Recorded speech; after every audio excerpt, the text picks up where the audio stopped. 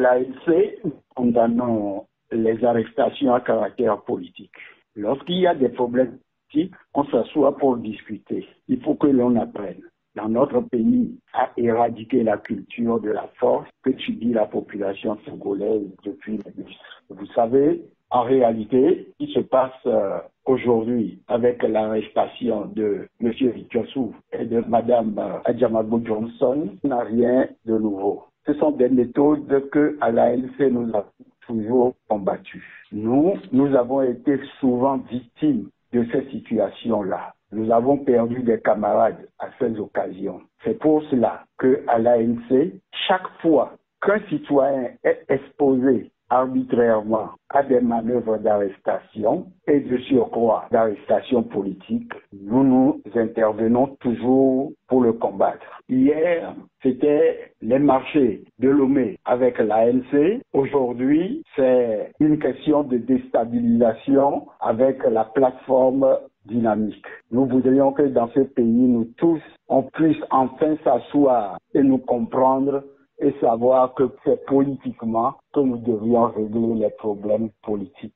Mais vous parlez de réponse politique à un problème politique, mais visiblement, il ne s'agit plus d'un problème politique puisqu'on parle de sûreté intérieure de l'État. Et il existe des dispositifs de lutte contre les atteintes à l'État et à la démocratie. En de pareilles circonstances, c'est cela qui doit être activé pour que tous les citoyens sachent s'il s'agit réellement d'une menace contre la sécurité de l'État. Aujourd'hui, telles que les choses se sont passées, nous avons tout juste l'impression qu'on arrête des personnes parce qu'il y a contestation de la légitimité de l'ordre établi. Il ne s'agit pas, dans le cas d'espèce, d'une conspiration de renversement d'un régime. Faut-il déclencher une répression pénale et surtout, tel que ça se passe, prendre des responsables des partis politiques dans la rue? Il eût été beaucoup plus correct que ces derniers soient convoqués pour éclaircir une situation donnée.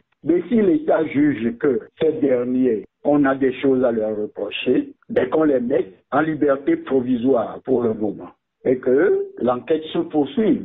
Je ne crois pas que des gens qui sont restés dans le pays sans fuir, on puisse aujourd'hui les soupçonner de fuir quoi que ce soit. Il faudrait qu'on déclenche le processus normal de mise en liberté provisoire, qu'on fasse l'enquête et l'enquête aboutisse pour une fois dans notre pays. Et nous voudrions que chacun fasse sa rétrospection, que ensemble on accepte de discuter de tous les sujets qui nous divisent. Il s'agit bien, quoi qu'on en dise, d'un problème électoral. Les problèmes électoraux doivent cesser de nous diviser. C'est pour cela que nous souhaiterions que très rapidement on s'asseye pour parler et dire comment désormais nous irons aux élections dans ce pays et comment nous devions nous respecter respectivement, qu'on soit du pouvoir ou qu'on soit de l'opposition.